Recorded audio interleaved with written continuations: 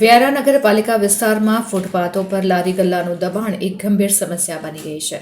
આ દબાણને કારણે વાહન ચાલકોને ભારે મુશ્કેલીનો સામનો કરવો પડી રહ્યો છે અને ઘણીવાર ટ્રાફિક જામ જેવી સ્થિતિ પણ ઊભી થાય છે. ચોંકાવનારી વાત એ છે કે આ લારી ગલ્લાવાળા ગેરકાયદેસર રીતે ફૂટપાથ પર કબજો જમાવી રહ્યા હોવા છતાં નગરપાલિકા દ્વારા તેમની પાસેથી 50 રૂપિયાનો વેરો વસૂલ કરવામાં આવી રહ્યો છે. વધુમાં આ વેરાની રસીદ પણ નગરપાલિકા દ્વારા જ આપવામાં આવે છે. આમ નગરપાલિકા દ્વારા દબાણ હટાવવાને બદલે દબાણકર્તાઓને પ્રોત્સાહન આપવામાં આવી રહ્યું હોય તેવું સ્પષ્ટ જણાઈ રહ્યું છે.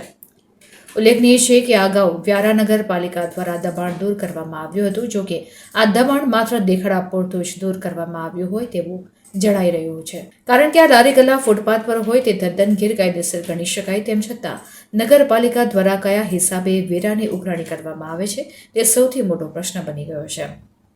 અત્રે ઉલ્લેખનીય છે કે વ્યારા નગરના જૂના બસ સ્ટેન્ડથી મેઇન રોડ બજાર થઈ જવાહર ચોક પોલીસ ગેટ સુધી તથા જૂના બસ સ્ટેન્ડ થઈ બેંક રોડ સુરતી બજાર કાપડ બજાર થઈ જવાહર ચોક પોલીસ ગેટ સુધીના રસ્તાના વિસ્તારોમાં સમગ્ર દિવસ દરમિયાન વધુ પ્રમાણમાં ટ્રાફિક રહે છે, જેથી મોટા વાહનોની અવરજવર પર પ્રતિબંધ ફરમાવતું જાહેરનામું વહીવટીતંત્ર દ્વારા બહાર પાડવામાં આવ્યું છે.